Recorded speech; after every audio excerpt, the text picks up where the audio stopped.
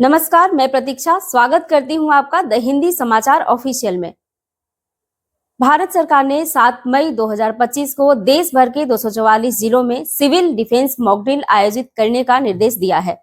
यह निर्णय जम्मू कश्मीर के पहलगाम में 22 अप्रैल को हुए आतंकी हमले के बाद भारत पाकिस्तान के बीच बढ़ते तनाव को मद्देनजर लिया गया है, जिसमें 26 नागरिकों की मृत्यु हुई थी। आइए जानते हैं मॉक ड्रिल का उद्देश्य क्या है।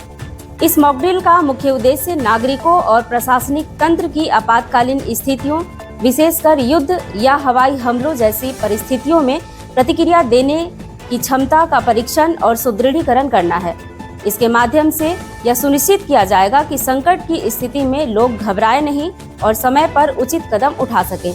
अब मॉक ड्रिल में शामिल प्रमुख गतिविधियों को देखते हैं, जिसमें पहला है हवाई हमले की चेतावनी देने वाले सायरनों का संचालन करना, जिससे नागरिकों को सायरन की आवाज पहचानने और उसके अनुसार प्रतिक्रिया देने का अभ्यास कराया जाएगा।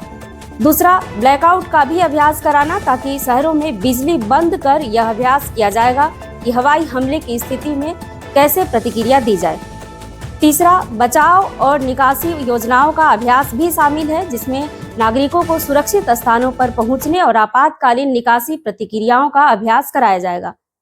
चौथा है महत्वपूर्ण प्रतिष्ठानों की सुरक्षा को देखते हुए पावर प्लांट्स और सैन्य ठिकानों जैसे महत्वपूर्ण स्थानों की सुरक्षा और छिपने के उपायों का परीक्षण किया जाएगा। पांचवा, सिविल डिफेंस प्रशिक्षण के माध्यम से छात्रों और नागरिकों को आपातकालीन स्थितियों में सुरक्षा उपायों की जानकारी और प्रशिक्षण प्रदान किया जाएगा। अब मॉक ड्रिल के महत्व को समझते हैं। यह मॉक ड्रिल 1971 के बाद देश की सबसे बड़ी नागरिक सुरक्षा अभ्यासों में से एक है। इसका उद्देश्य न केवल नागरिकों को आपातकालीन स्थितियों के लिए तैयार करना है, बल्कि प्रशासनिक तंत्र की प्रतिक्रिया क्षमता का भी मूल्यांकन करना है। इससे यह सुनिश्चित किया जा सकेगा कि किसी भी संकट की स्थिति में देश की आंतरिक सुरक्षा मजबूत बनी रहे और नागरिकों की सुरक्षा सुनिश्चित की जा सके।